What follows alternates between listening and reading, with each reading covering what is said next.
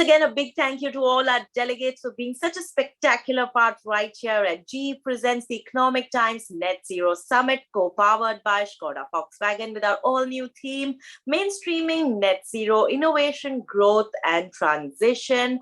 As we look forward to a lot more happening there, we would love to know what your comments are on your social media. Please do remember to tag us using our hashtag ETNetZero, and do participate in our survey right here on this very interactive digital platform.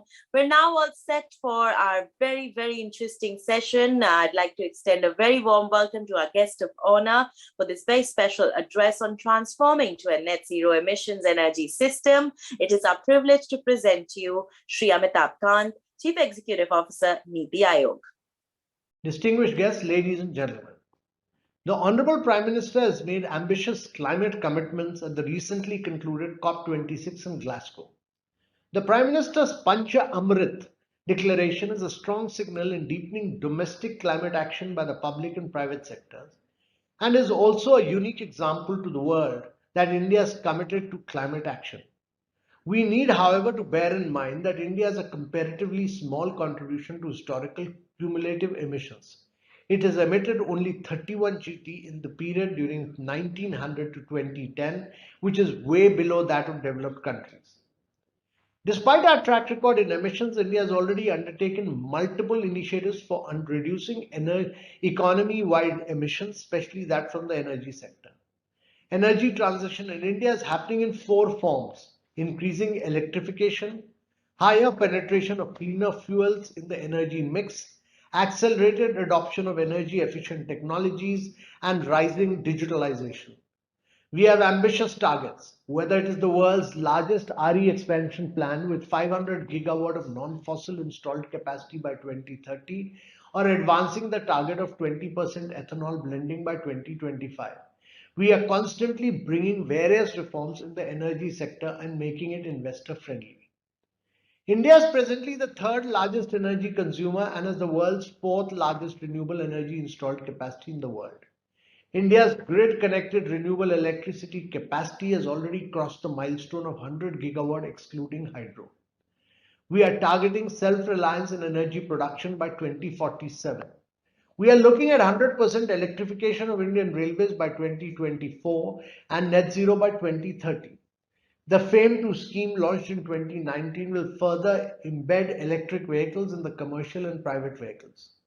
Already many states have taken initiatives to develop EV charging ecosystems. Circular economy is being promoted, and the recent vehicle scrappage policy is a step in that direction. 3 PLI schemes are also directly related to climate-related sectors. India is focusing on seamless and flexible integration of renewables with the grid. While many argued that energy storage will be too expensive for India, we have pioneered the world's cheapest RE plus storage tenders. Energy storage with renewables in the form of batteries, green hydrogen and pumped hydro provides firm power, while storage with conventional systems increases their flexibility. So we can expect to see storage with renewables, coal, gas, etc. at the same time. Thus, batteries in particular have a triple role to play in catalyzing round-the-clock power, increasing power system flexibility, and also decarbonizing mobility sector.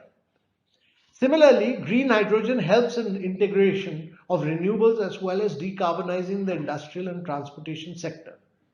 The future lies in green hydrogen, and India is well placed to lead the world in its development. However, innovation, technology development and finance will be key to taking this a reality.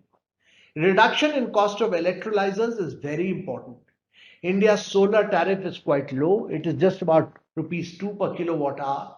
We have to harness our solar potential for creating green hydrogen with size and scale to bring the cost of hydrogen at the lowest level.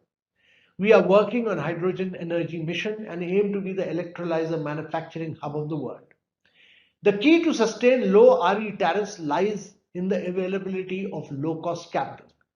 Green hydrogen can provide a fillip to the grey hydrogen-based refinery and fertilizer products, catalyze methanol economy, provide a sustainable alternative to long-distance trucking, and also serve as a reliable energy storage medium. Large-scale penetration of energy storage technologies in Indian power system is imperative if India is to reduce dependence on fossil fuel plants for providing baseload capacity. On the demand side, shifting towards advanced digital metering, automation, and smart appliances is an opportunity to unlock the potential of the distributed RE in the country. In the last 5 to 6 years, we've become the most favored destination for energy investments. India has received over US 7.2 billion of FDI equity inflows in India's renewable energy sector since 2014. India has a very liberal FDI policy in energy sector, including renewables. Up to 100% FDI is allowed under the automatic route for the renewable energy generation and distribution projects. Along with presenting to the world India's Panchamrit climate action policy goals, Prime Minister Modi also announced the unique concept of lifestyle for the environment, which is about individuals making environmental and climate friendly lifestyle choices, and life becoming a mass movement or a Jan Andolan, with India showing the world the way forward. Industry, transport, buildings, household, and individual consumption behaviors are the most important drivers of emission. While reduction of emissions may require policy and structural intervention, it is just as important to appreciate the equal emphasis is required in the cultural dimensions of climate change. Individual behavioral factors adversely affecting the climate need to be squarely addressed. These conscious choices can be achieved by designing evidence based, effective, and scalable individual, community, and society level behavioral change interventions.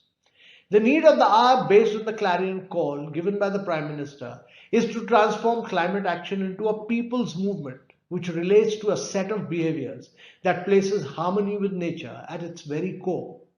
Environment and climate friendly human behavior would be especially important in sectors like fishing, agriculture, wellness, dietary choices, packaging, housing, energy, hospitality, tourism, clothing, fashion, water management, and energy. I am very optimistic that given the commitment to climate action at the topmost level, India will emerge as a world leader in emission reduction. India will also show the world the most sustainable way to achieve it. Thank you very much, ladies and gentlemen. Thank you so very much, Mr. Amitabh Kant. It's been a pleasure listening to you and learning from you, sir. I'm sure our delegates had a lot to take away. For now, we're all set to bring to you a very, very interesting conversation on reducing carbon emissions to zero by 2050. In just a bit, we'll be introducing to you our speakers. So please do stay tuned.